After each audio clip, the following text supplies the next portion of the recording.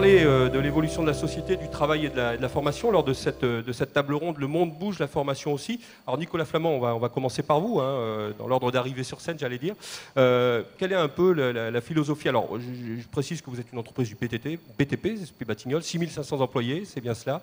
On va tout de suite entrer dans le vif du sujet, la formation continue. Où en êtes-vous? Vous êtes dans un secteur qui est très très concurrentiel. Je vous laisse tout simplement nous expliquer un peu votre position. Bien, merci beaucoup. Je suis très heureux d'être avec vous aujourd'hui.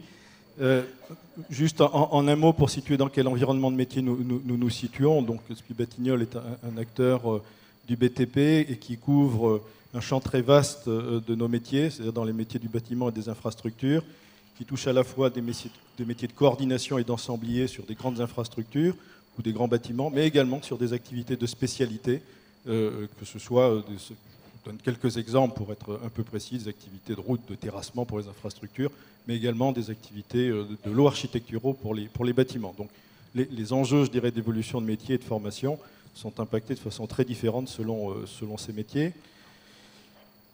Pour peut-être des éléments intéressants en termes d'organisation, nous sommes une structure très décentralisée, c'est-à-dire que chacun de nos métiers, chacun de nos environnements et nos territoires correspond à une filiale, à une entité opérationnelle.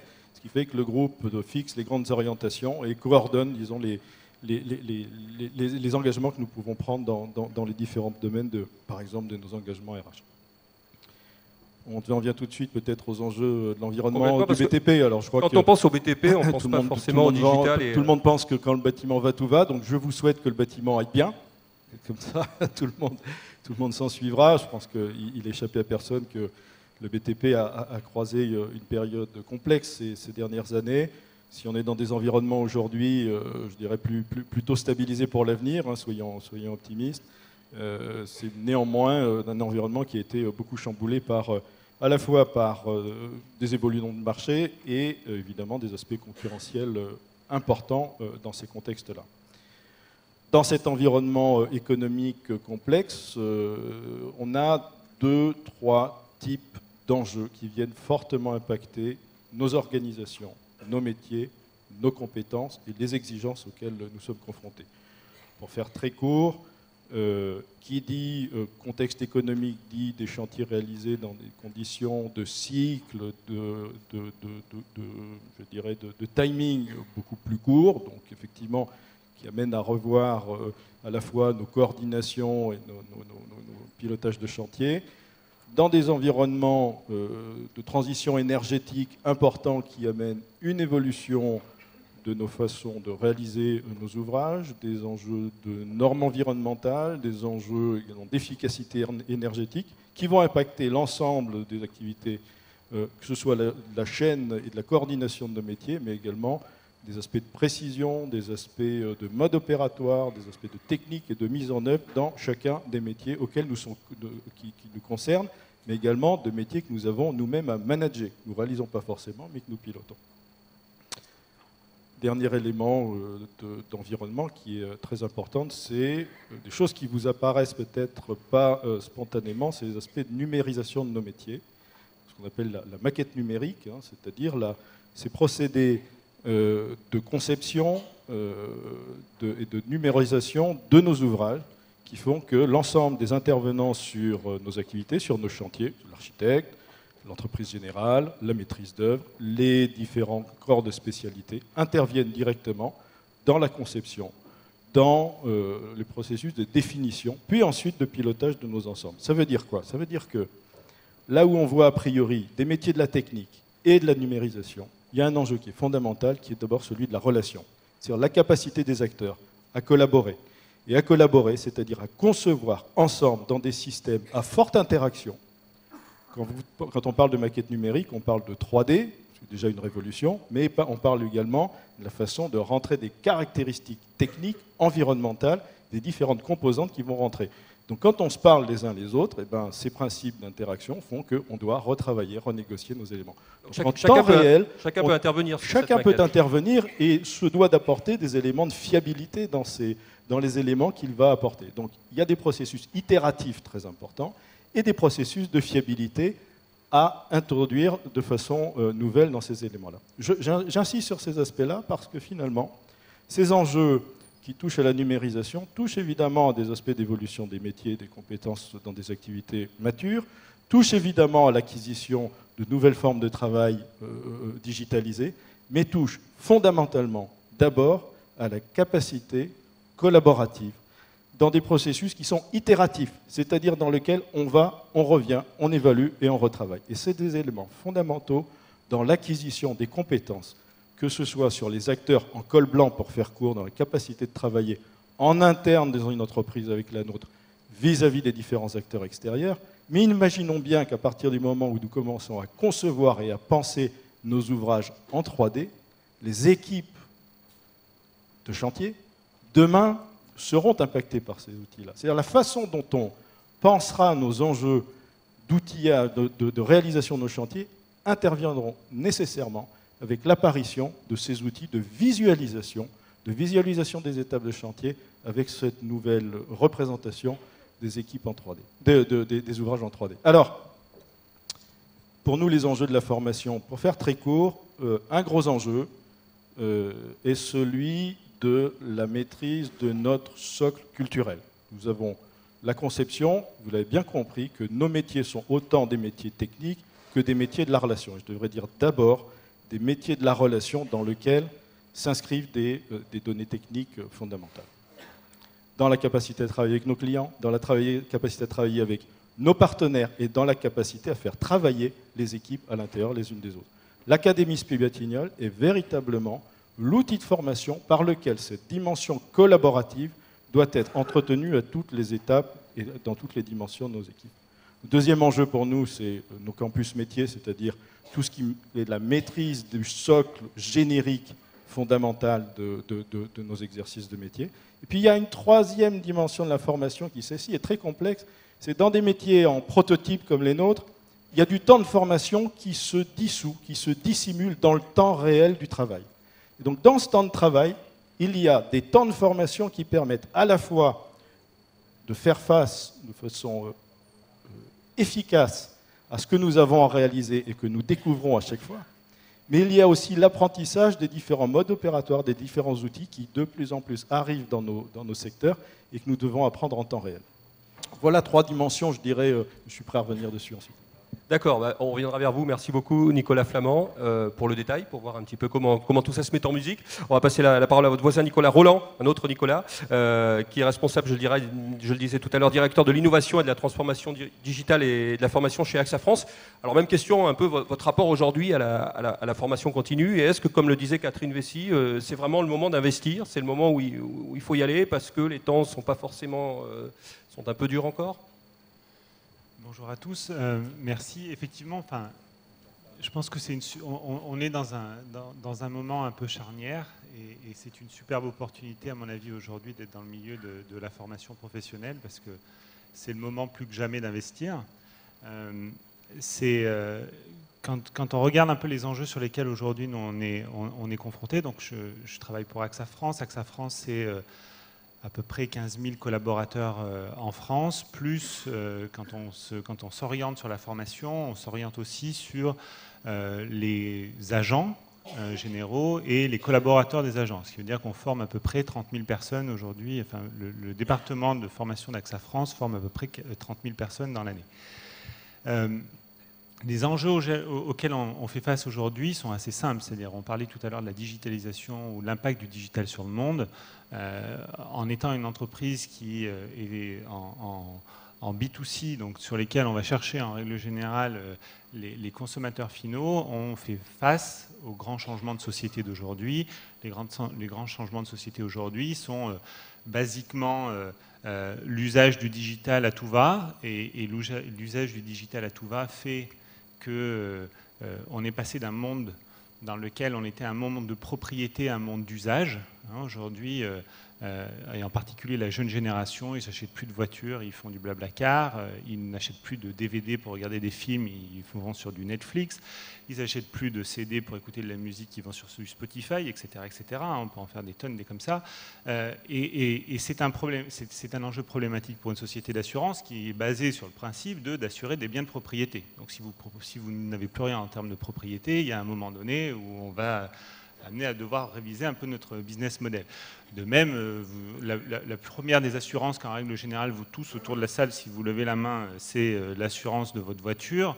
Demain, on va dire que tous les constructeurs se sont lancés dans une transformation digitale de le modèle et bientôt vous allez avoir des voitures sans conducteur. Les voitures sans conducteur sont vendues pour être sans accident. Donc si vous n'avez plus d'accident, c'est pareil, à quoi vous servira votre assurance?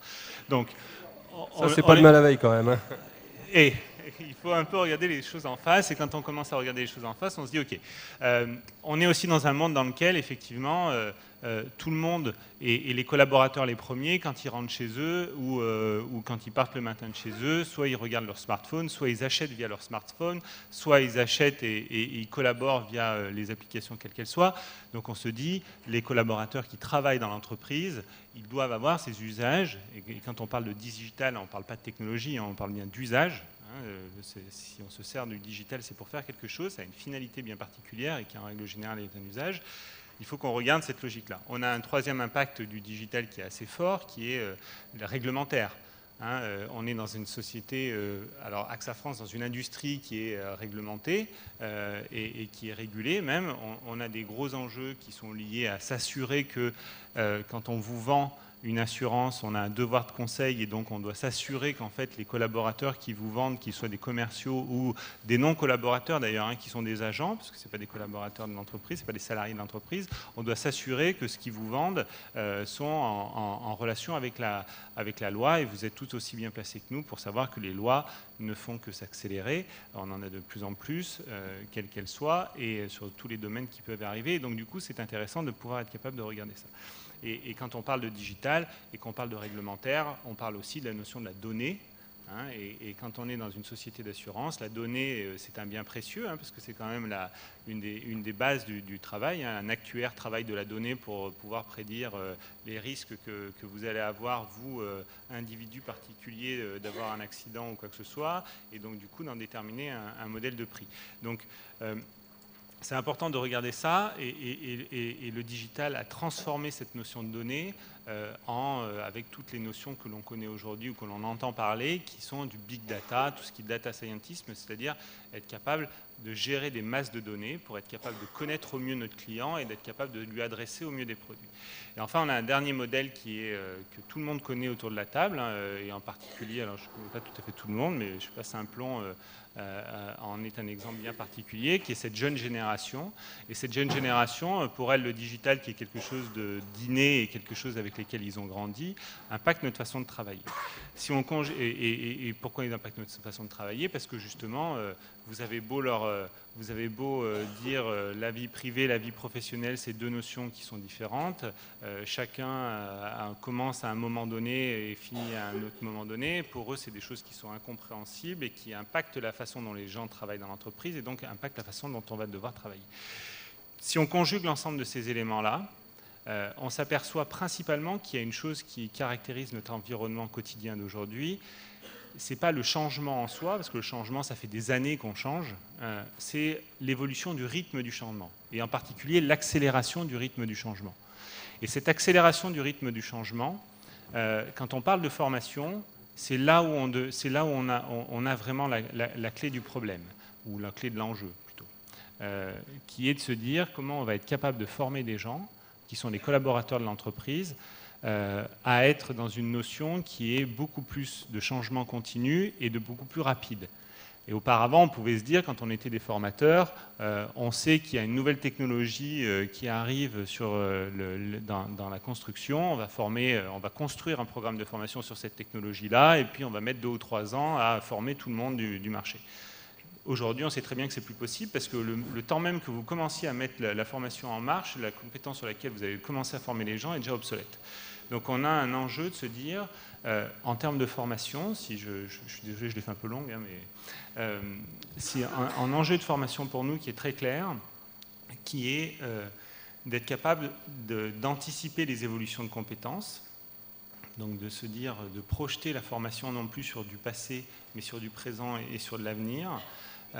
Deuxièmement, de multiplier les opportunités d'apprentissage pour les collaborateurs, c'est-à-dire de se dire non plus uniquement à être formé du lundi 4 février au vendredi 7 février au 8 février dans une salle bien particulière, mais d'être formé bien entendu dans ces moments-là, mais beaucoup plus en continu, beaucoup plus sur des temps courts, beaucoup plus sur le lieu de travail.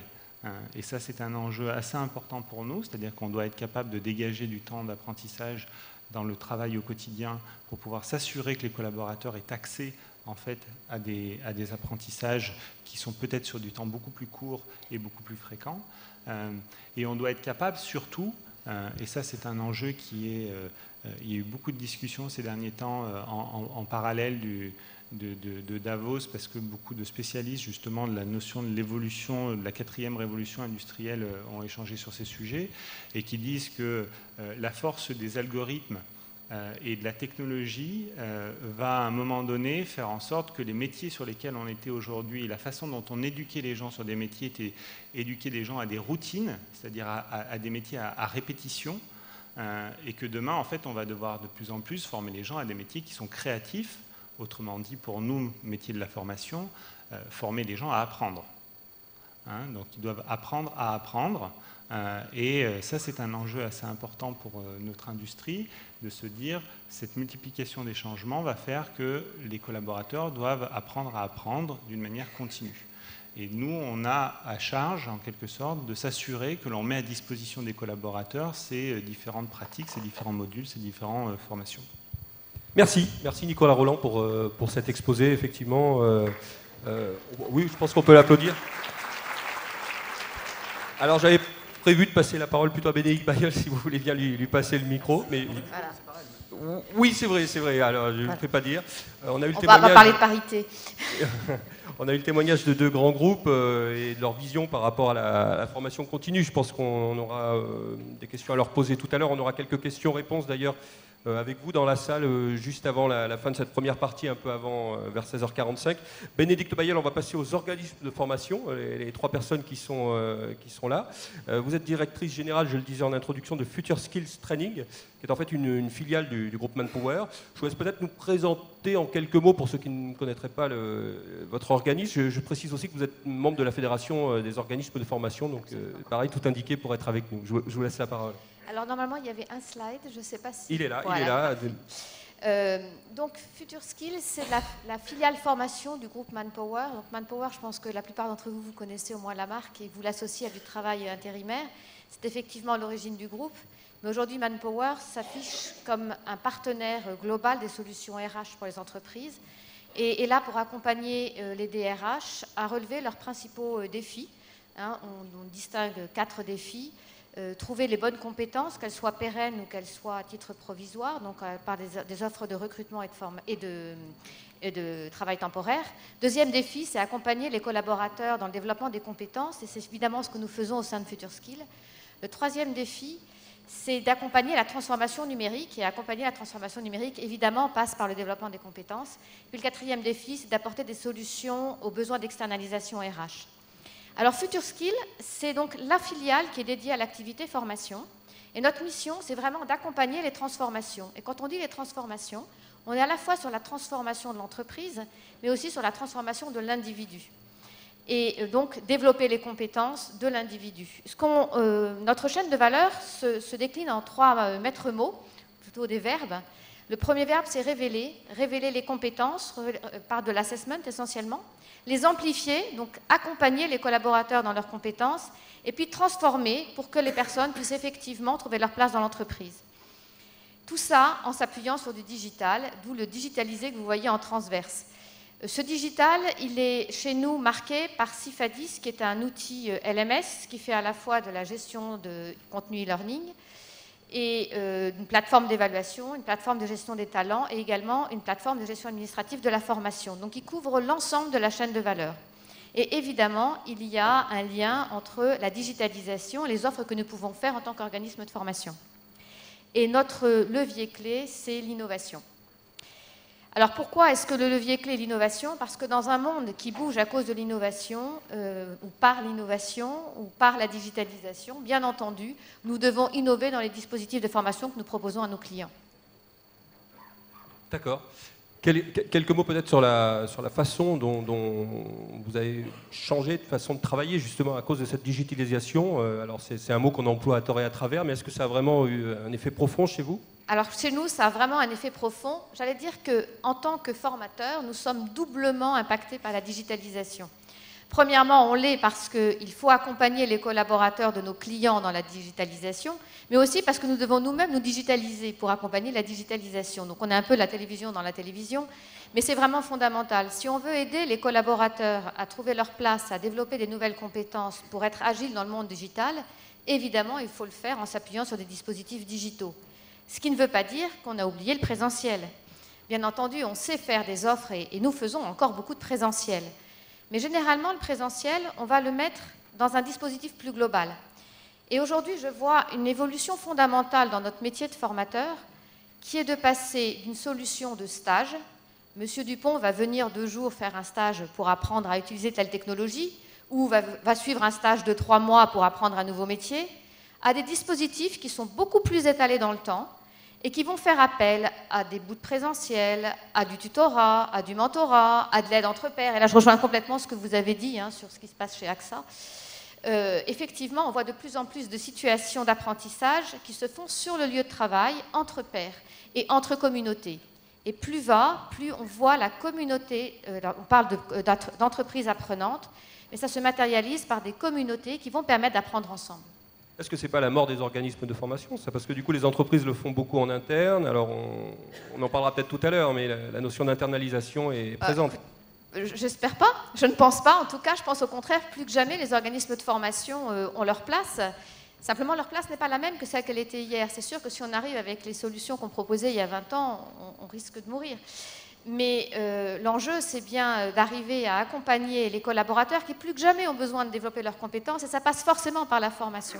Donc non, au contraire, je pense que plus que jamais, on a besoin d'organismes de formation qui soient plutôt des aides à révéler les compétences, des accompagnateurs de compétences, que des formateurs en tant que stage. Merci Bénédicte Bailleul, on reviendra vers vous parce qu'il y a pas mal de choses à dire, notamment sur les passerelles de talent. Vous nous parlerez un petit peu de ce concept. Frédéric Bénichou, à votre droite, je vous repasse le micro. Bonjour. Bonjour à vous, vous êtes le cofondateur de Corp Academy. Vous êtes 2 anciens de Google à avoir créé cette... 3, il m'en manquait un. En 2013, donc vous êtes vraiment un nouvel arrivant sur ce marché de la formation. Je vous laisse parler quelques mots un petit peu pour vous présenter tout simplement. Alors moi aussi j'ai préparé quelques slides, donc ça va m'aider, je ne suis pas très à l'aise en public. C'est très rapide et c'est pas pour faire de la pub, c'est plus pour expliquer et mettre des images sur ce que je présente. En gros, on s'est créé en juillet 2013. On est aujourd'hui 35 personnes. On est en France, où les gros des effectifs sont. On est également en Suisse et à New York.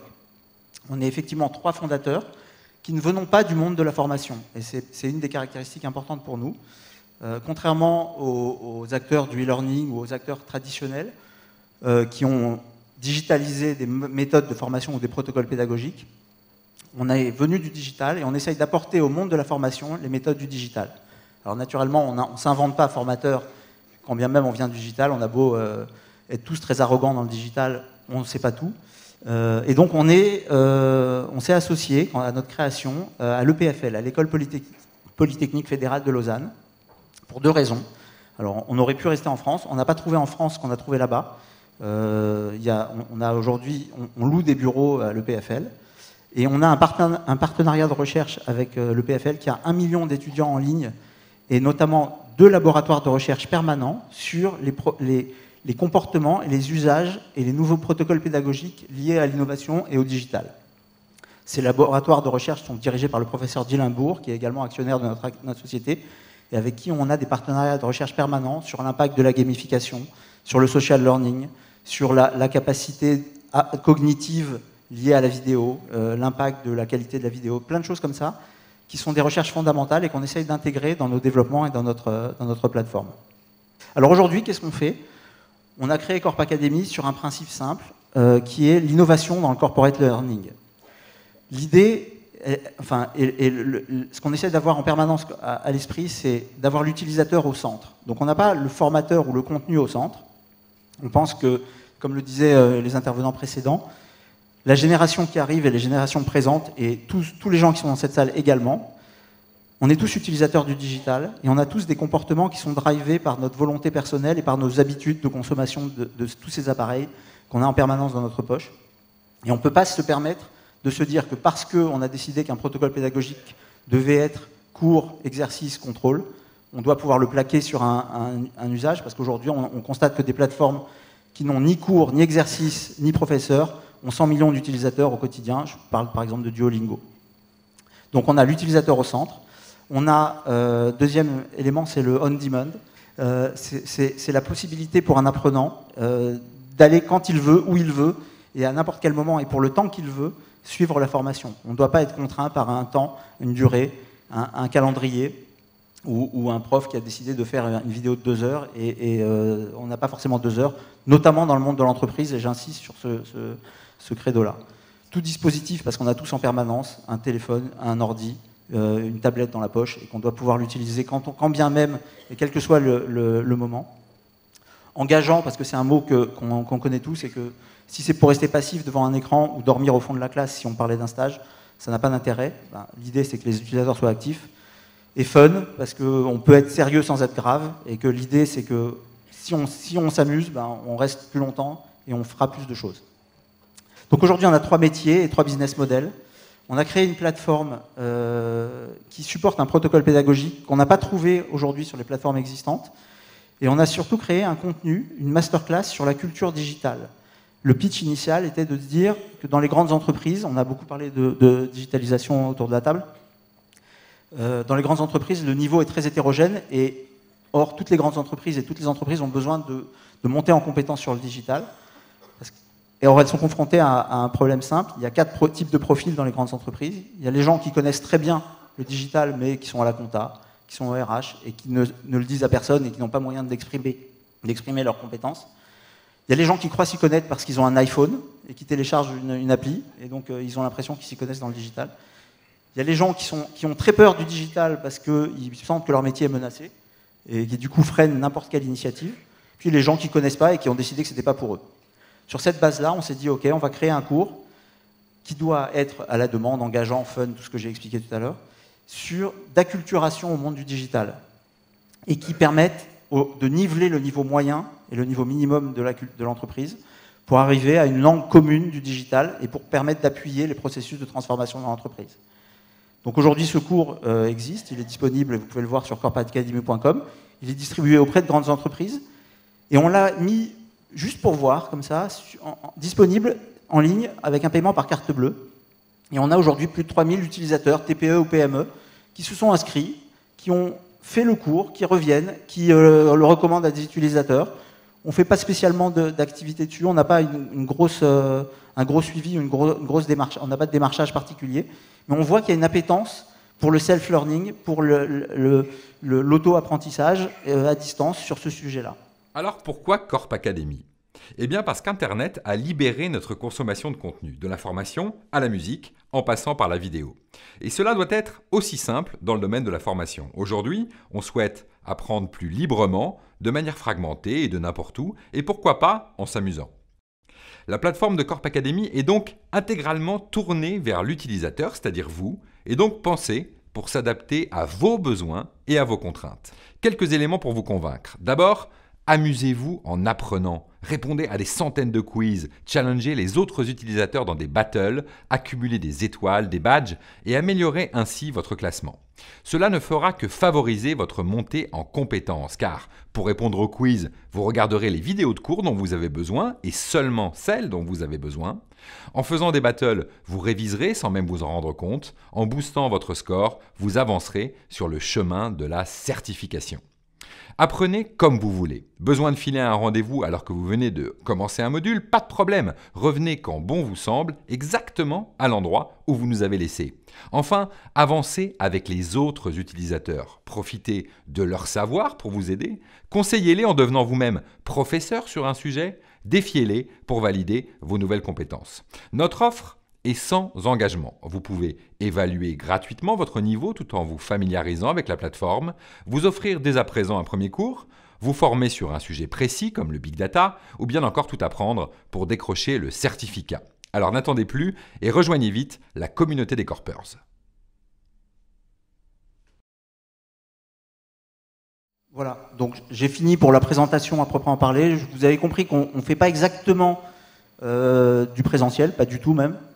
On ne fait pas du MOOC, on ne fait pas du jeu, on fait une autre forme de formation qu'on essaye d'être centrée sur l'utilisateur et innovante dans le monde de l'entreprise et qu'on applique notamment avec un cours sur le digital. Certains de nos grands clients ont utilisé le même protocole pour des formations custom, sur mesure, qu'ils ont créées sur notre plateforme, sur des formations métiers ou sur des formations commerciales, par exemple.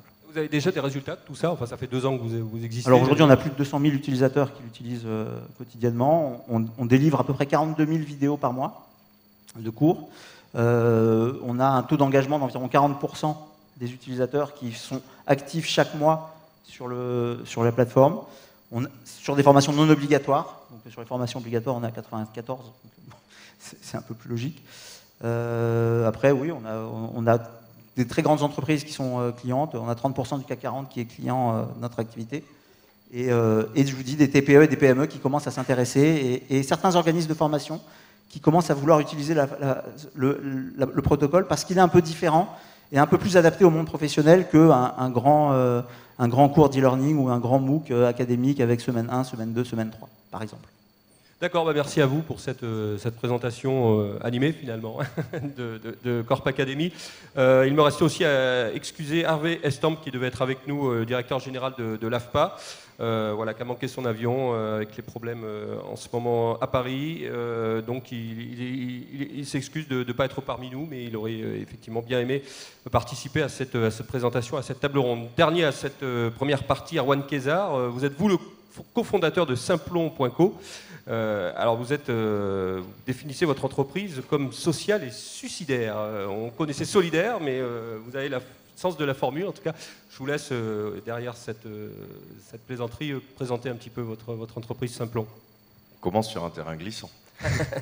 Bonjour à toutes et à tous, merci de nous faire l'honneur de nous recevoir. Donc, je suis Erwan Kezar, cofondateur et directeur de Simplon.co, qui est un organisme de formation un peu particulier, qui a le statut en effet d'entreprise sociale et solidaire. Un organisme de formation qui a été créé il y a 2 ans et demi, quand on était 3 cofondateurs sans un sou et qu'on est allé emprunter des sous à des amis, à un banquier qui partait de la banque 3 semaines après, mais ça faut pas le dire. Et qui, donc à l'époque, on était une entreprise sociable et suicidaire, en effet, avant d'être une entreprise sociale et solidaire. On a foncé, on s'est dit c'est le moment de faire ce qu'on a envie de faire et je vais vous expliquer ce qu'on avait envie de faire. En tout cas, voilà, on était 3 cofondateurs il y a 2 ans et demi, on avait 5 salariés il y a maintenant 1 an, et aujourd'hui nous avons 40 salariés, donc nous sommes une entreprise en forte croissance, donc une start-up de l'ESS, comme on nous appelle souvent, et une start-up de l'ESS qui est partie de 2 constats en 2012-2013, c'est que dans les métiers du numérique, notamment les métiers techniques, il y a des milliers d'emplois à pourvoir, il y a des milliers d'opportunités, et on le savait parce qu'on avait été nous-mêmes entrepreneurs dans ce domaine-là, on avait monté une agence web avec nos cofondateurs, et on s'était auto-formés.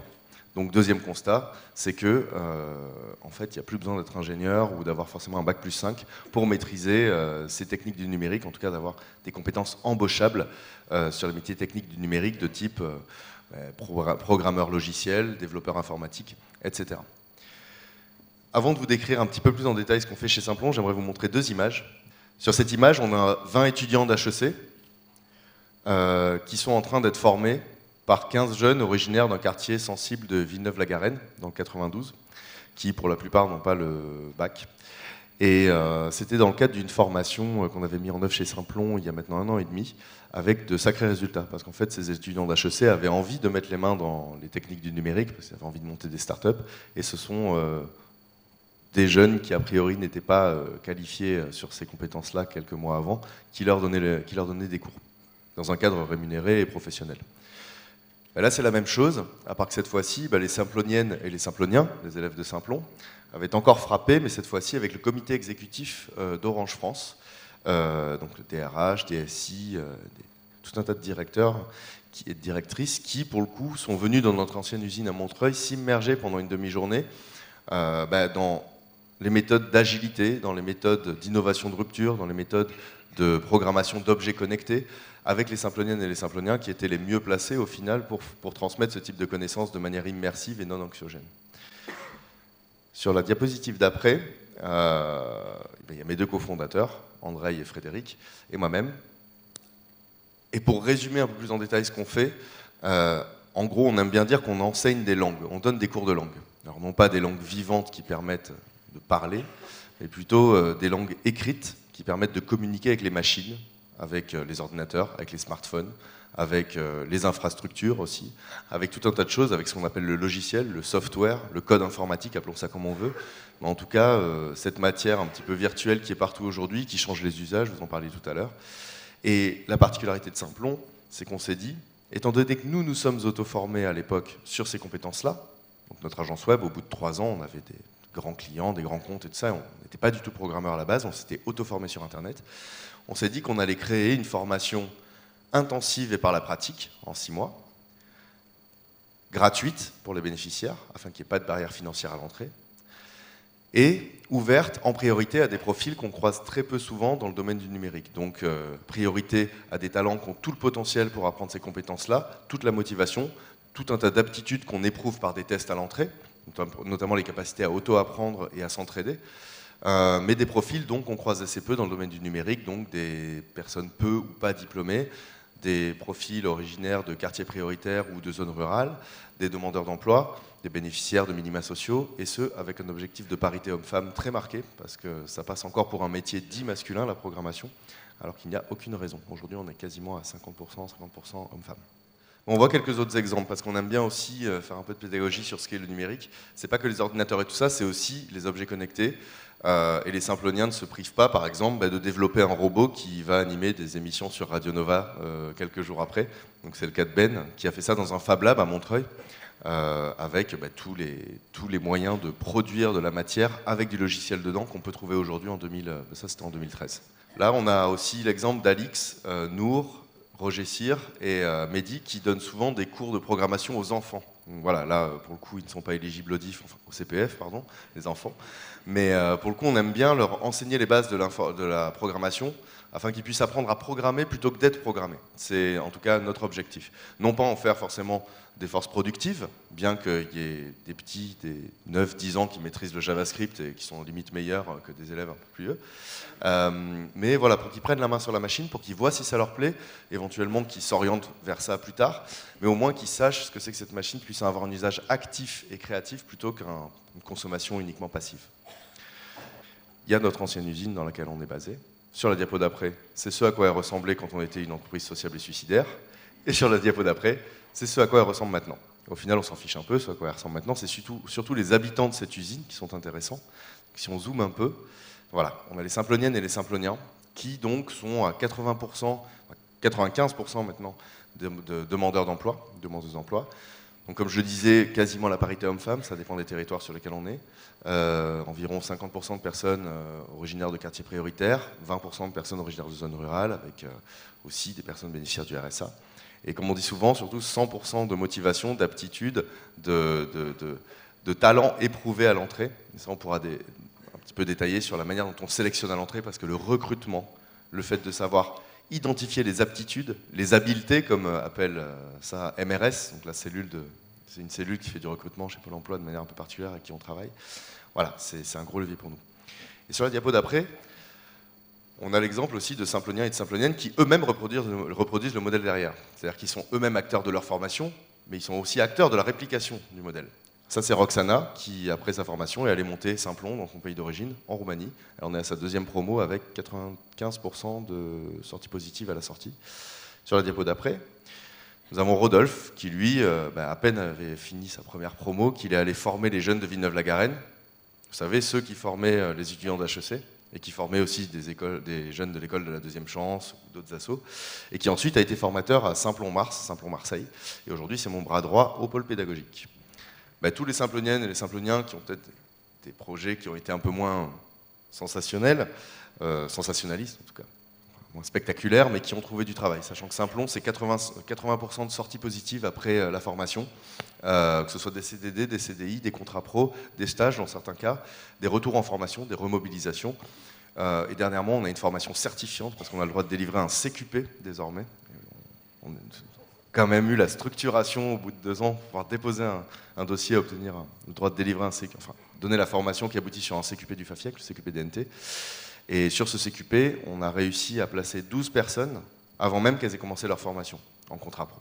Donc ça montre qu'il y a vraiment un gros besoin sur le marché de l'emploi et que la façon dont on recrute, l'identification des compétences à l'entrée, c'est vraiment un très fort levier.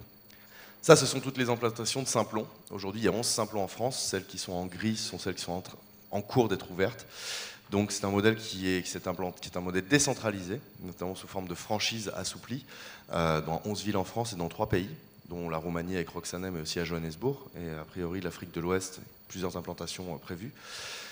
Et ce, notamment dans le cadre de la grande école du numérique. Si j'ai mis la photo de notre président, c'est pas parce qu'il est programmeur chez Simplon, mais bien parce qu'il a lancé, avec un comité intergouvernemental, interministériel, le programme de la grande école du numérique, qui est un programme qui vise à faciliter l'ouverture de formations intensives, gratuites et ouvertes à des publics prioritaires sur du numérique.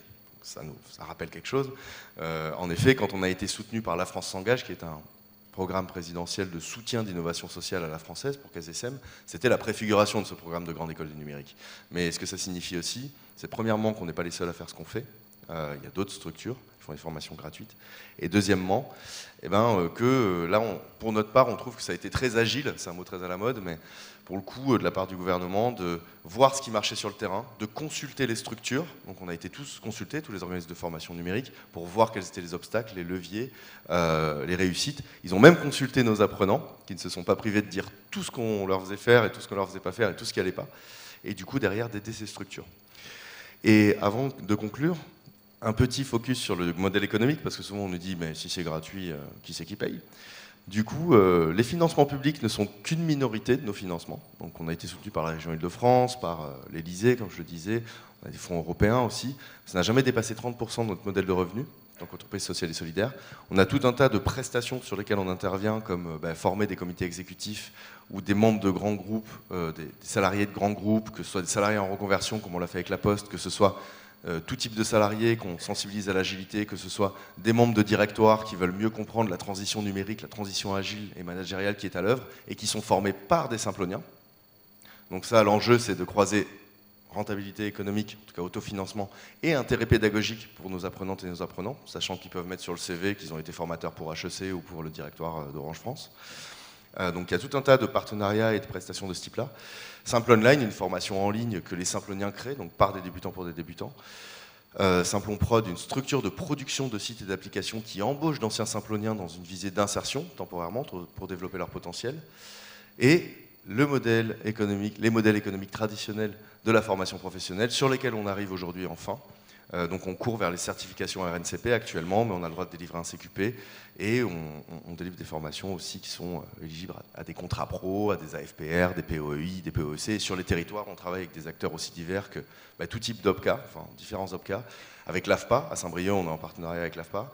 À Mende, on est en partenariat avec le Greta. Donc voilà, on est avec la Ligue de l'enseignement aussi, avec Fondation contre l'exclusion. Donc voilà, la prochaine étape pour Simplon, avec ses 40 salariés et son besoin, sa structuration qui est en cours d'être accomplie, aboutie, c'est vraiment de réussir à structurer ce modèle plus traditionnel de formation professionnelle, sachant que le développement web, c'est une compétence sur laquelle on s'est spécialisé, mais il y a tout un tas de perspectives, vous en parliez tout à l'heure, il y a tout un tas de compétences numériques au-delà du code et du développement qui manquent à certains salariés d'entreprise. Avec un grand distributeur de gaz français, on est en train de voir comment reconvertir des assistants et des assistantes de direction, des secrétaires, sur des compétences de type conciergerie numérique, pour ainsi dire, couteau suisse, homme ou femme à tout faire sur du numérique, qui maîtrisent les logiciels et sait apporter de la valeur et conduire le changement en interne, ou encore des formations sur la pose de fibres, donc ça il y a un gros besoin aussi, et voilà, tout un tas d'actions sur lesquelles on compte explorer dès demain.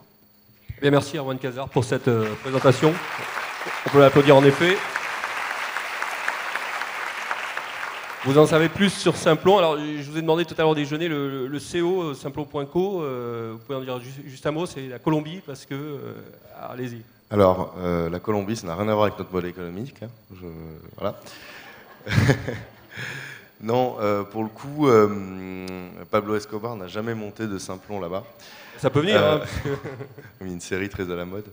Non, en fait, à l'origine, déjà, pourquoi on a pris le nom de Simplon, c'est parce qu'à l'origine, je sous-louais un appartement rue du Simplon à un rappeur entrepreneur, donc, tout un storytelling derrière, qui, pour le coup, nous a permis de réfléchir à ce projet-là. Et puis au début, quand on y a pensé, on était là, c'est Silicon Simplon, en contre-pied, Silicon Valley, parce qu'on est très franchouillard aussi, et très sociaux et solidaires dans notre attitude. On n'aime pas les disrupteurs qui viennent tout changer dans l'économie numérique, qui viennent disrupter ce qu'ils appellent l'ancien monde. Ah bon, il y a un ancien monde, même s'il y a des droits sociaux, s'il y a des structures sociales, c'est peut-être pour quelque chose. Si, l'État sert à quelque chose.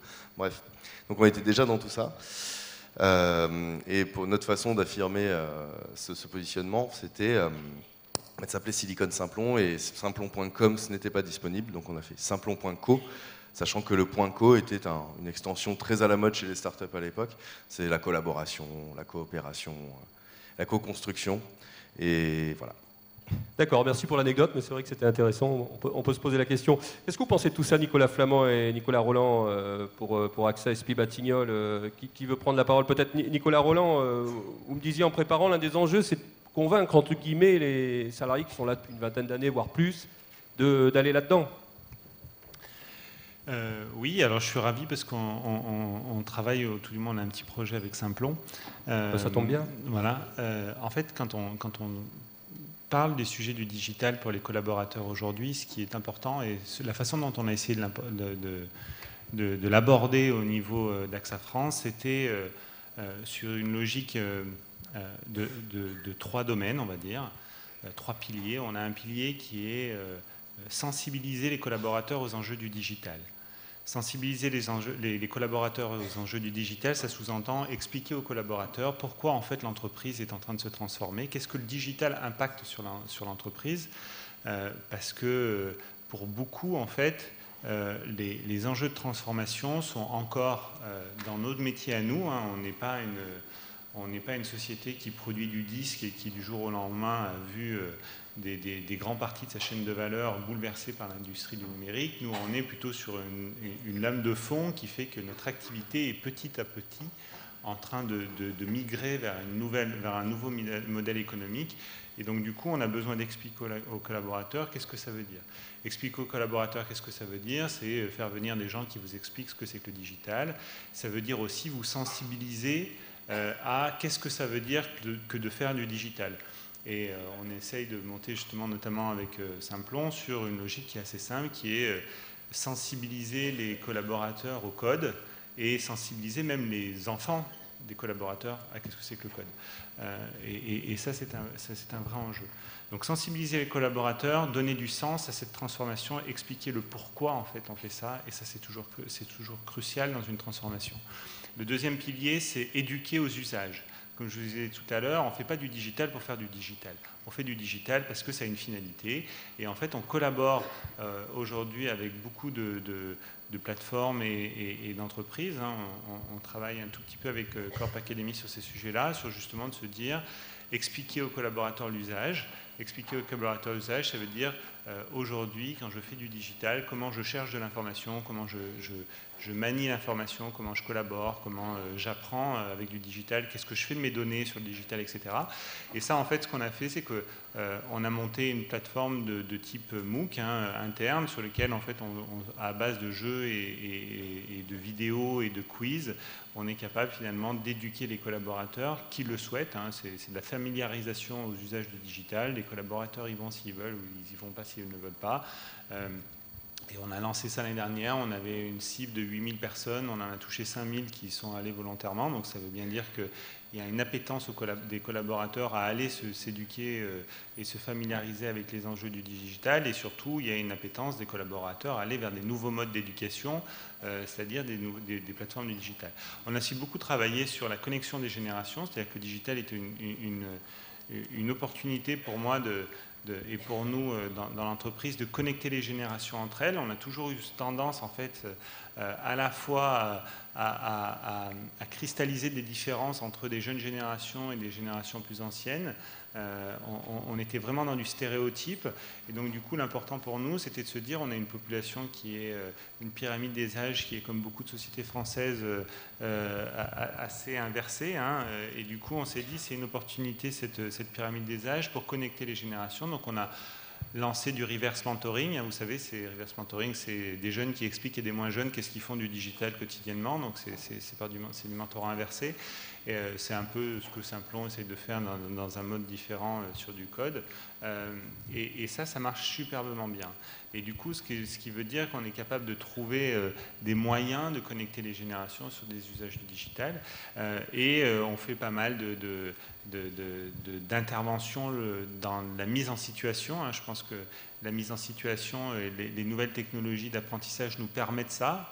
C'est-à-dire pour notre cas, nous, on travaille beaucoup, on a un enjeu clé dans le digital, c'est la qualité du service rendu au client. Le digital perturbe la chaîne de valeur traditionnelle que l'on avait de relation avec notre client. Il s'intègre à des moments plus ou moins fréquents et surtout moins de plus en plus nombreux dans notre relation avec le client. Et donc, du coup, on a eu besoin de former l'ensemble des collaborateurs à la relation client pour qu'ils comprennent l'importance de penser client avant de penser produit et de penser autre chose.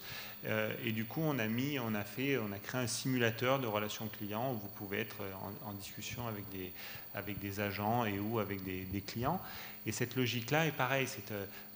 On voit bien que cette appétence en fait, des collaborateurs à aller vers ces nouveaux modes d'apprentissage est aujourd'hui beaucoup plus innée qu'elle n'était auparavant, parce que le digital fait de moins en moins peur, parce que le digital est devenu pour tout le monde en fait un objet de consommation. On est quand même en France, on a, sans être aussi prétendant à être nationaliste français très fort, on a quand même cette logique de multi-usage. On est quand même le pays devant les États-Unis qui possède le plus de foyers avec un nombre de devices beaucoup plus important qu'aux États-Unis, qu'en Angleterre, qu'en Italie, qu'en Espagne. Donc, c'est-à-dire qu'on est très équipé en France. On fait partie de ceux qui consomment le plus en même temps le téléphone, la tablette et la télé. Donc, c'est intéressant de voir ça. Et ce qui veut dire que les collaborateurs ont l'habitude de ces outils-là aujourd'hui. Donc c'est intéressant de se servir de ça pour multiplier les opportunités d'apprentissage. Merci Nicolas Roland. Un petit mot avant de prendre quelques questions dans la salle Nicolas Flamand pour poursuivre Batignolles. Quelle est la place des organismes de formation aujourd'hui dans ces nouveaux apprentissages? Est-ce qu'ils ont encore une place? Je posais la question de façon... Oui, tout à fait. L'enjeu pour nous, c'est d'imaginer l'évolution des dispositifs de formation dans leur ensemble. Vous avez bien compris qu'il y a à la fois des éléments qui vont toucher à la préservation d'un modèle, d'un socle culturel, et donc au-delà de nos métiers, de la façon de les faire exister dans un environnement concurrentiel, en créant d'abord un type d'attitude de l'entreprise vis-à-vis de son marché, et ça c'est vraiment un élément fondamental. Ensuite, il y a des éléments qui vont toucher beaucoup plus à l'autre bout de la chaîne, comme je vous le disais, aux évolutions que vous évoquiez effectivement, qui sont l'acquisition en temps réel de technologies ou de modes de fonctionnement évolutifs et qui nécessitent à la fois de l'inscrire dans le temps du travail, mais j'insiste dessus, de ne pas le perdre dans le temps de travail. Le risque, pour commencer par ce point-là, c'est d'une certaine façon, dans ce temps de travail, d'oublier d'en isoler le temps de formation. Et donc d'être en temps réel dans l'acquisition au moment où on a besoin de la mobilisation de ces compétences nouvelles, évolutives, mais de bien identifier à quel moment on est en temps d'acquisition et à quel moment on est en temps, je dirais, d'utilisation, sachant qu'il y a une sacrée frontière entre les deux, mais à un moment donné, il faut bien identifier le temps d'acquisition pour ce qu'il est. Pour nous, chez SPI Batignolles, on appelle les minutes SPI Batignolles, c'est-à-dire ces temps où l'on s'arrête et dans lesquels on partage avec les équipes de production des temps d'échange. Et d'ailleurs, ce temps de formation, il est moins fait par un temps de transmission qu'un temps itératif dans lequel on transmet mais on demande. On transmet et on sollicite. On transmet et on attend de la suggestion. Et on fixe ce temps-là, on avance et on identifie bien autant que possible ces temps réels dans lesquels se passe la formation sur des temps effectivement courts. Je voudrais peut-être, quitte à faire un paradoxe, ce que je constate aussi, c'est que dans ce qui nous amène tous les sujets qu'on a vus à l'instant, c'est que finalement, même sur le présentiel, il faut être numérique. C'est-à-dire que dans le temps même de la formation présentielle, l'aspect itératif, l'aspect collaboratif, l'aspect comportemental, l'aspect codage, décollage relationnel, l'aspect d'écoute et de feedback qui sont bien, qui ne sont pas générés par le numérique, mais qui sont bien amplifiés par le numérique, se retrouvent de plus en plus dans les temps de formation sur le comportemental. Je pense au management, je pense à la relation commerciale, je pense au processus collaboratif. Donc, même quand on n'est pas dans le sujet proprement dit du numérique, il faut en tenir compte dans les formations plus traditionnelles, plus matures, j'allais dire, que nous connaissons par ailleurs. Un élément peut-être qui est important, c'est, vous soulignez ce mot, qui est le fait qu'il y ait, d'une certaine façon dans le contexte, une tendance à l'internalisation. C'est un fait. C'est un fait, mais pour autant, ça n'empêche pas le rôle fondamental des acteurs de formation et des organismes de la formation. J'ai envie de dire, il y a de l'internalisation, ben venez. C'est-à-dire, ce qui nous intéresse, ce n'est pas tellement le produit ou la connaissance que vous allez générer, mais votre capacité à nous aider à produire avec nous la compétence, la connaissance, la sensibilisation la plus adaptée à la fois aux enjeux que nous définissons à l'intérieur, propres à nos stratégies, propres à nos métiers, mais également nécessaire à l'emprise au monde d'aujourd'hui extérieur. Donc oui, il y a de l'internalisation parce que nous avons besoin de plus d'appropriation, parce que la formation est aussi une façon de travailler sur retrouver nos fondamentaux, retrouver notre socle, paradoxalement, dans une relation beaucoup plus prise à l'extérieur. Donc l'internalisation sans doute, c'est aussi une façon de mobiliser des acteurs qui deviennent en même temps des formateurs et qui, par l'acquisition de compétences de formation, jouent différemment leur rôle d'acteur, de manager, de spécialiste, de médiateur, de passeur. Mais en même temps, nous avons besoin fondamentalement que ces acteurs qui vont être porteurs des actions de formation en interne soient équipés, soient irrigués, soient innervés par tout ce que vous pouvez apporter en termes de relations à l'extérieur et en termes de capacité à prendre en compte toutes les données complexes qui sont celles du monde d'aujourd'hui. Merci pour cette précision, cette mise au point, Nicolas Flamand, pour Spi Batignolles. Il nous reste quelques minutes à passer ensemble, enfin pour cette première partie, hein, je vous rassure. On va prendre quelques questions dans la salle. Alors je ne sais pas comment on procède, il y a des micros. Ah d'accord, on va juste vous prendre un micro pour pouvoir... Est-ce qu'il y a quelques questions? Alors je vous demanderai juste de préciser de quel organisme vous êtes pour qu'on puisse un petit peu savoir et répondre de façon plus précise. Voilà, est-ce que je vois des... Oui, ici, alors allez-y, bonjour. Oui, bonjour, c'est une question à destination de M. Kézard, plus spécifiquement. Vous avez parlé d'évaluation d'aptitude et d'évaluation d'habileté. Est-ce que vous pouvez nous en dire un petit peu plus? Qui veut répondre? Il n'y a pas de deuxième. Bon, je passe le même.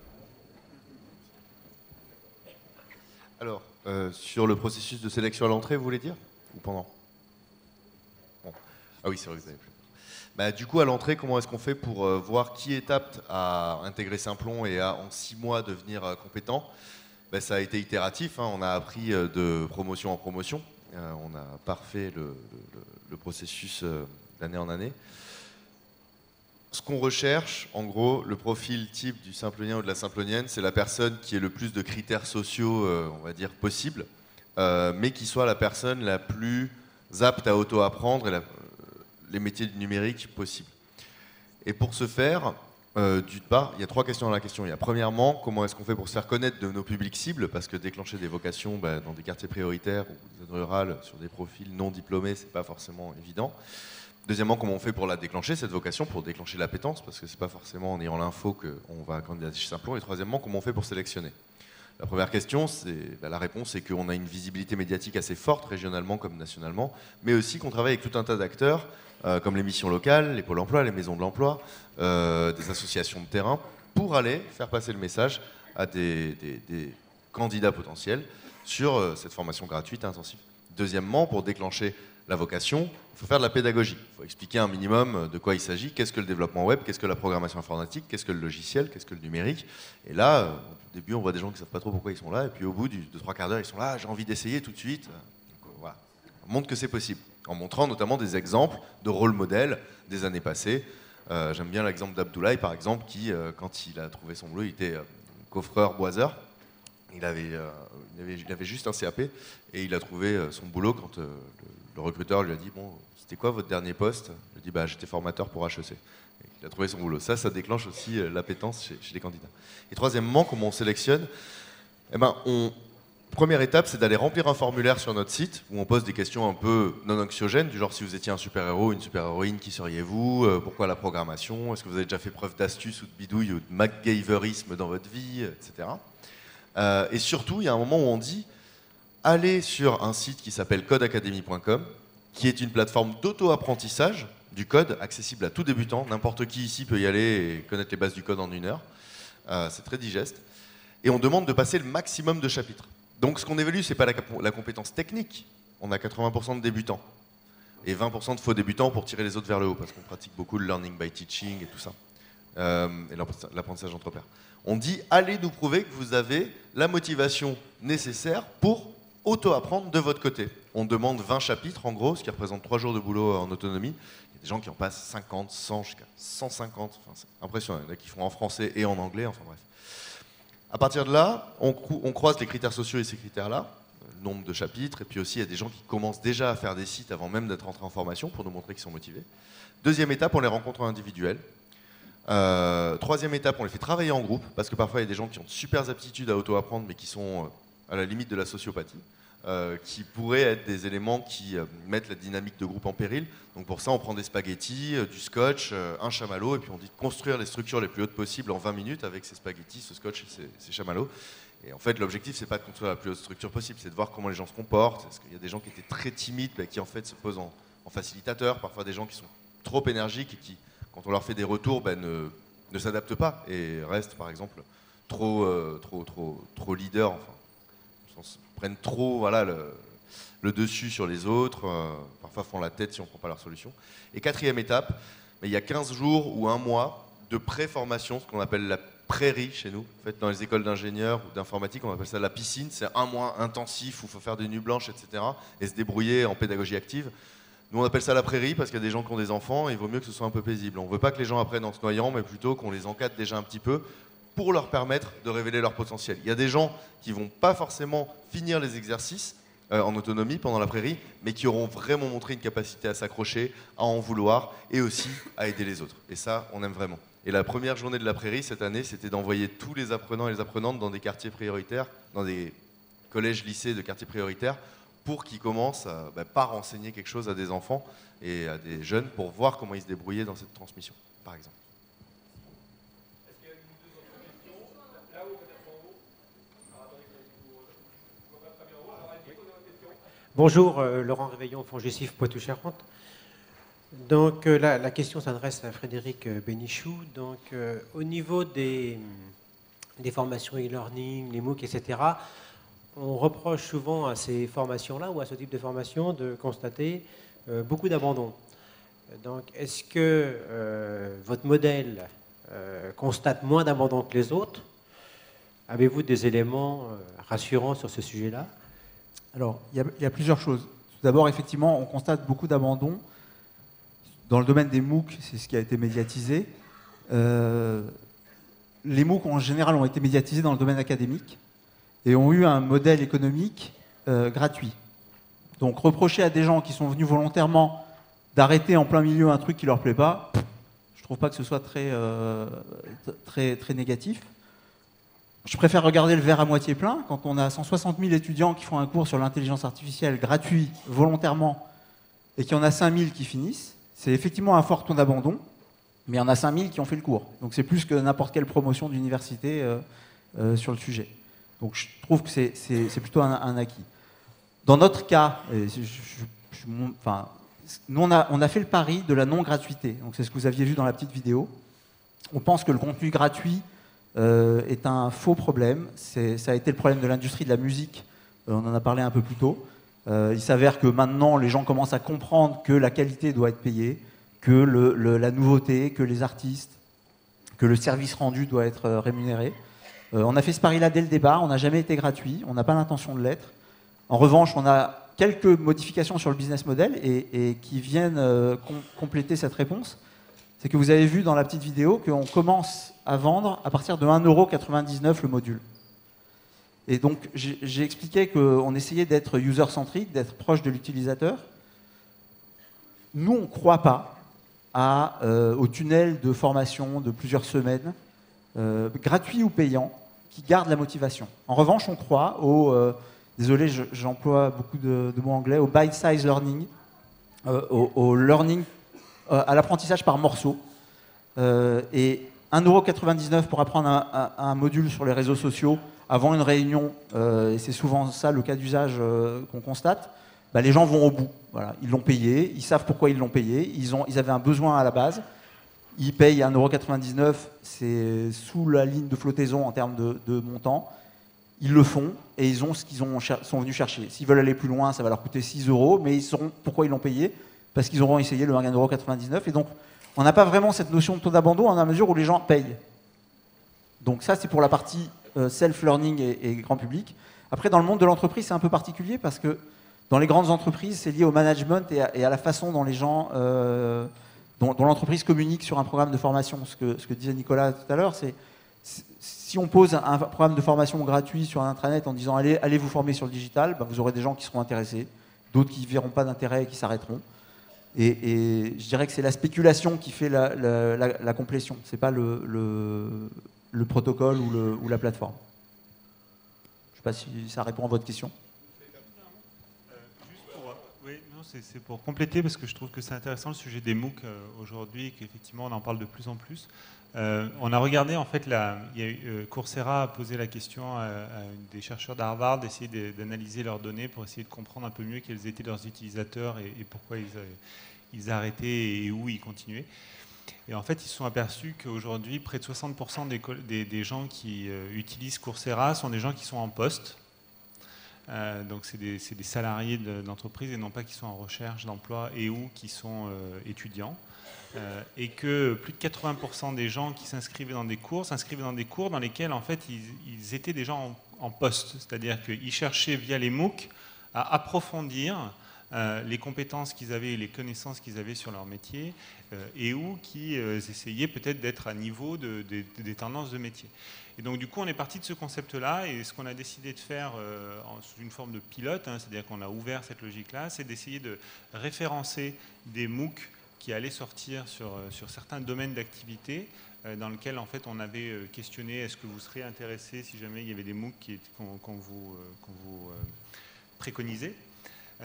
Et certains collaborateurs avaient répondu. Et donc, du coup, on a lancé dernièrement, il y a eu un MOOC qui a été, alors je ne vais pas parler des écoles, mais il y a eu un MOOC qui a été sorti par une école d'ingénieurs sur la gestion des projets AISIT, donc de systèmes d'information. Et on a demandé à nos collaborateurs s'ils souhaitaient des systèmes d'information, s'ils étaient intéressés par participer à ce MOOC-là. Ils pouvaient y aller, on leur recommandait que c'était un bon niveau. On a fait pareil pour la famille ressources humaines. Il y a eu un MOOC récemment qui était ouvert sur le digital pour les ressources humaines, dont certains ici ont participé en vidéo. Et sur les ressources humaines, par exemple, on a eu 55 collaborateurs de la famille ressources humaines qui se sont inscrits au MOOC et 41 ont terminé. Donc c'est une logique qui te dit... Exactement, c'est si tu t'inscris parce qu'à un moment donné l'entreprise te recommande d'y aller peut-être et te dit finalement ça peut être intéressant et que, etc. etc. Et puis il y a une émulation collective, pour le coup, tu parlais tout à l'heure de collectif, c'est-à-dire que on voyait des emails passés en disant est-ce que toi tu as fini la première semaine? Ah oui, moi j'ai fini, etc. Donc c'est un ensemble collectif qui fait qu'indirectement ils avancent. Merci. Une autre question? Oui, Yves Sornelas, Chambre syndicale des formateurs consultants. Mon interrogation porte en fait sur le développement des personnes et la montée en maturité ou la création de communautés. L'Agile Manifesto, excusez-moi aussi, moi je suis de l'IT, l'Agile Manifesto, ça date de 2001. C'est issu d'ailleurs de pratiques hors IT qui sont le Lean. En fait, sélectionner des personnes qui ont une aptitude à travailler de manière collaborative, moi je préfère dire travailler ensemble. Travailler ensemble, c'est travailler les uns pour les autres. C'est ça le fond. C'est pas collaboratif. C'est des étudiants qui font à 3 un mémoire avec 3 chapitres. Ça, c'est du collaboratif. Travailler ensemble, c'est travailler les uns pour les autres. Donc, sélectionner des personnes qui ont une aptitude aujourd'hui négligée à travailler ensemble est une chose. Mais l'autre chose, c'est dans le fonctionnement d'une entreprise telle qu'elle est, réussir à faire monter en maturité, et donc à travailler ensemble, ou à vivre en communauté ensuite, des gens qui, a priori, vous n'auriez pas sélectionnés, par exemple, dans Simplon. Et ça, c'est une vraie question managériale. Est-ce que vous constatez que vous parvenez à, entre guillemets, prendre des gens qui ne seraient pas dans vos critères, et ensuite, comment on les amène, quelles sont les pratiques qui les amènent, au bout du compte, à travailler réellement ensemble les uns pour les autres.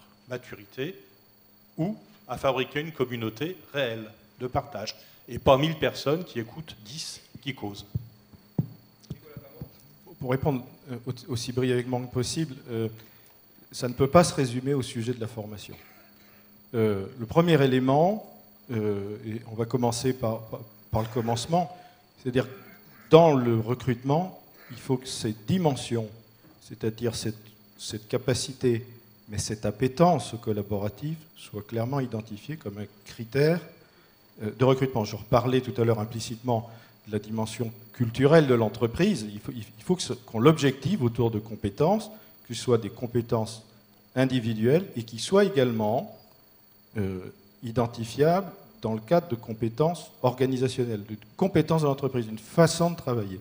Donc cet élément-là, évidemment, il se passe au niveau du recrutement, mais il se passe également tout au long du suivi des personnes, des équipes, je dirais également dans le développement des compétences managériales, c'est-à-dire dans les compétences du management qui incitent à développer, valoriser, reconnaître ces compétences pour l'apport qu'elles ont à la fois pour l'individu et pour l'équipe. Donc, je dirais il faut absolument inscrire cette dimension-là dans le champ de fonctionnement de l'entreprise. Alors, j'allais dire la chance ou l'opportunité que nous avons, c'est que et nous l'avons affirmé de longue date en choisissant des métiers dans lesquels, des secteurs, des clients avec lesquels nous considérons que c'est d'abord dans ce processus collaboratif de construction d'un projet que nous avons, je dirais, la plus grande pertinence, c'est le choix de Spies-Batignolles, mais ça veut dire que par ailleurs, l'ensemble de nos modes de fonctionnement, dans les équipes de conception, dans les équipes de production, valorisent, encouragent, reconnaissent, récompensent ces compétences-là. Mais on ne peut pas, dans une entreprise, et surtout dans des secteurs comme les nôtres, où les interdépendances sont fondamentales, imaginer que certains le seraient et d'autres ne le seraient pas. Alors, amener certains à l'être plus, à ce qu'on le soit plus collectivement, oui, mais c'est le sujet de tout le monde, intégralement.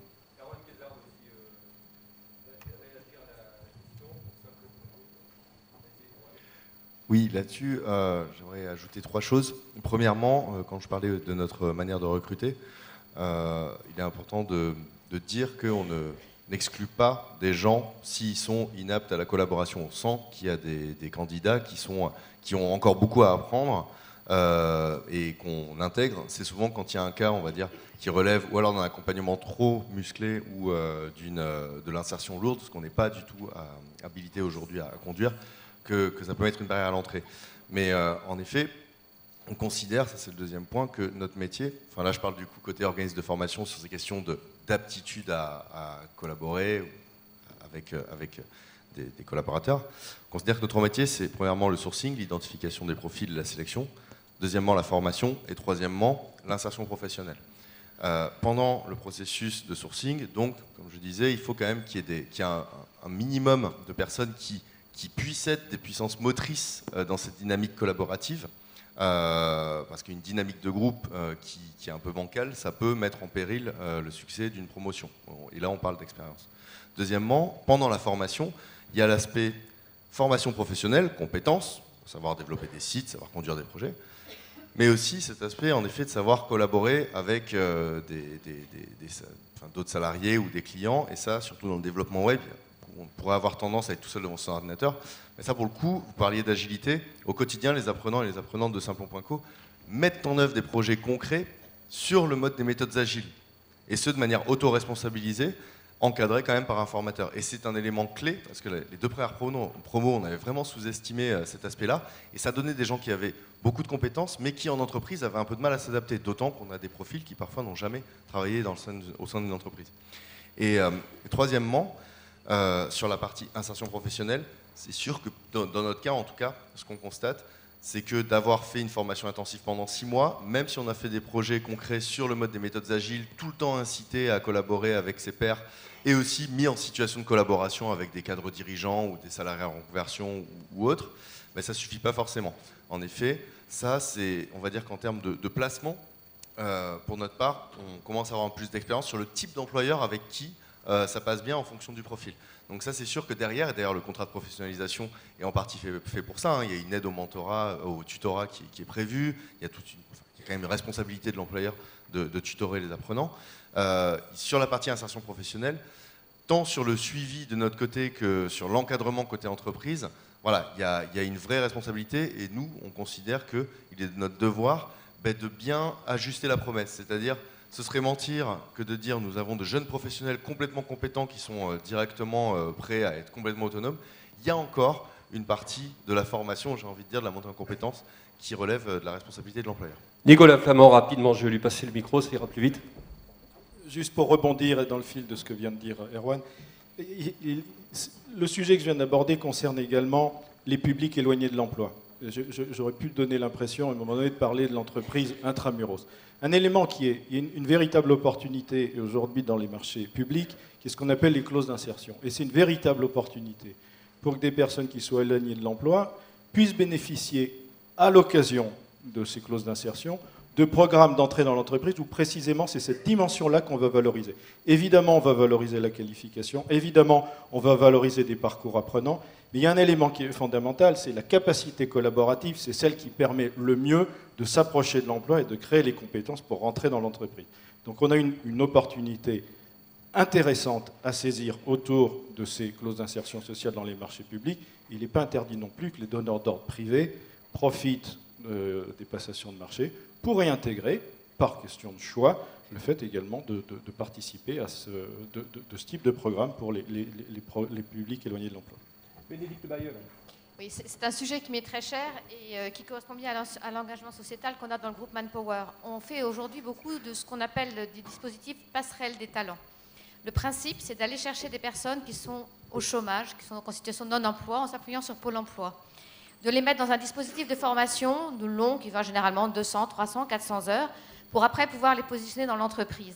On est bien là face à des personnes qui cherchent du travail, qui n'ont pas les bonnes compétences, qui souvent proviennent, comme vous le faisiez vous, des personnes qui ont un CAP, un BEP, voire parfois même des études supérieures, mais qui ne correspondent pas aux besoins d'entreprise aujourd'hui. Et en les faisant passer dans ces passerelles des talents, on arrive à créer des métiers de demain. Alors je peux vous donner quelques exemples concrets qu'on peut faire donc, en partant de personnes qui sont en situation de non-emploi, évidemment sur les métiers de l'informatique, mais on en fait aussi beaucoup sur les métiers des conseillers clients. Or, on voit de plus en plus de besoins de conseillers clients. Avec la digitalisation, il y a des métiers qui se transforment. On en a particulièrement besoin dans les métiers de la banque et de l'assurance. Je pense que vous serez d'accord avec moi. Et pour autant, c'est difficile de recruter ce type de personnel. Et en passant par les dispositifs donc un peu longue durée, on arrive à créer ces compétences. Et tout au long de la formation, on va leur apprendre les compétences comportementales et pas seulement la façon de bien répondre au téléphone. Et on leur apprend également à travailler ensemble. Et on le fait comment? En créant des communautés apprenantes. Merci. Juste avant que vous descendiez les uns les autres, j'avais une question. Alors, on n'a pas préparé, mais on va recevoir les réformateurs dans quelques instants. Qu'est-ce que vous auriez comme question à leur poser, tout simplement? Qu'est-ce qu'il faudrait changer à la loi? Qu'est-ce qu'il faudrait améliorer? Qu'est-ce qu'il faudrait faire pour améliorer? Des petites questions pièges, mais vous pouvez botter en touche. C'est vraiment une question piège. Le premier point, je pense que la loi, elle correspond bien, son esprit est complètement dans l'esprit, dans le mouvement dans lequel on est aujourd'hui. Et alors je vais même parler au nom de la Fédération de la formation professionnelle, on est tous évidemment complètement en phase avec les objectifs et les enjeux de la réforme. Le fait de passer d'une dimension budgétaire à une dimension, d'un poids fiscal à un poids social, de rendre l'acteur responsable, le collaborateur responsable de sa formation. Évidemment, on ne peut qu'abonder dans ce sens. Vouloir avoir des formations de qualité en s'appuyant sur de la certification, tout ça, ce sont vraiment des enjeux importants. Alors maintenant, il y a quand même des mais, bien entendu. Peut-être qu'on a été un petit peu vite dans la réforme et qu'on a quand même quelques aspects qui sont des petits grains de sable qui ont quand même fait que le démarrage de l'année 2015 a été très difficile pour les organismes de formation parce que le système s'est un peu grippé. Les financements sont plus difficiles à obtenir. Tout le monde était un peu perdu. Et quand je dis tout le monde, c'est vraiment tout le monde. C'est les entreprises. Hein. Comment gérer maintenant la formation? Je pense que c'était un vrai défi pour les DRH. Ce sont aussi les organismes de formation qui ne savaient pas toujours bien prendre les dimensions juridiques. Et puis même les partenaires, typiquement les OPCA, ont eu aussi à un moment donné où ils se sont posés des questions. Donc moi, si j'avais une demande, ce serait assouplissons juste les choses pour que, tout en restant dans l'esprit complet, on arrive à ce qu'on soit tous libérés. Erwan Kézard, en un peu plus court, je suis désolé. Très concis. Alors, étant donné l'importance que prend la certification dans le cadre de la réforme, et étant actuellement de notre côté en plein dépôt de dossiers pour l'inventaire au RNCP et pour un titre RNCP, voilà, peut-être renforcer les effectifs des équipes qui traitent les dossiers, qu'elles aboutissent sur des réponses négatives ou positives. Non mais on a lu un article dernièrement sur justement le fait qu'il y a de plus en plus de dépôts de dossiers pour aller vers la certification. Et oui, il y a peut-être quelque chose, parce qu'en termes de délai de traitement, c'est très handicapant pour des organismes de formation. Et encore une fois, voilà, que ça aboutit sur des réponses négatives ou positives, surtout la question du délai de traitement. Frédéric Bénichou, sur cette question que vous poseriez à ceux qui ont fabriqué la loi. Ou qui ont voté. Ou qui ont voté, ouais. Non, en fait, moi comme je vous l'ai dit, je ne suis pas quelqu'un de votre univers originellement. Et donc j'ai découvert ça à peu près au moment où j'ai créé la boîte. Donc je l'ai pris comme un état de fait de démarrage. J'ai essayé de le comprendre. Alors, au-delà du fait que c'est une profession qui utilise à peu près autant d'acronymes que le digital. Ouais, donc, pour avoir bossé dessus depuis quelques semaines, ouais, je confirme. Je vais vous montrer simplement deux petits documents que j'ai apportés exprès pour ça. J'ai reçu de mon OPCA personnel, on est 35 salariés, l'appel de cotisation de fin d'année. J'ai 4 pages pour payer. Sur ces 4 pages, on m'explique à la fin que je dois calculer comment calculer les effectifs pour payer le 1% manquant. Je dois prendre en compte 38 cas de contrats de travail différents, avec chacun 2 colonnes à prendre en compte pour calculer le montant. Ok. Voilà, c'est peut-être une petite amélioration, un petit quick win, comme on dit chez nous. Simplifier le millefeuille. Et ensuite, j'ai été sur le site moncompteformation.gouv.fr pour essayer de voir un petit peu comment ça se passait. Et c'est tombé bien, il y avait un document, compte personnel de formation pour les organismes de formation. 33 pages recto verso pour m'expliquer comment ça marche. Si on peut faire 7 pages, ça peut être un objectif qu'on peut se donner pour cette université d'hiver. Merci, merci. Ah bah vous voyez, vous êtes fait des amis tous les deux avec Erwan. Nicolas Roland, non, rien de spécial, on va gagner du temps comme ça. Nicolas Flamand. Attends, je précise quand même que je suis complètement d'accord avec Mme Bailleul et avec tous les intervenants, c'est que l'objectif de la réforme est exactement celui que nous on prône également, le compte personnel, etc. etc. Donc c'est vraiment une question de simplification avant tout.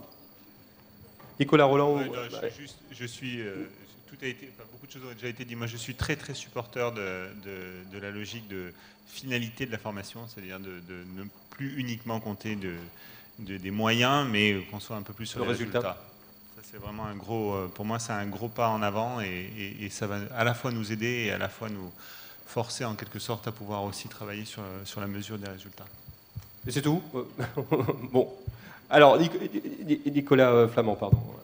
Je crois que le mot a été dit, l'enjeu c'est la simplification, c'est une meilleure lisibilité du dispositif global qui fait que chacun des acteurs, les formateurs, les entreprises et puis les collaborateurs sont moins préoccupés de naviguer dans cet ensemble complexe et beaucoup plus préoccupés et disponibles pour les objectifs. C'est le premier élément et je pense que la simplification, ça permet de faire gagner en confiance et donc en relation les différents acteurs les uns avec les autres et plus de simplicité, de simplification, ça permet de se consacrer aux enjeux et moins à tous les dispositifs que nous avons à découvrir. Mais ça va venir, faisons confiance. Merci beaucoup pour cette parole d'espoir finalement.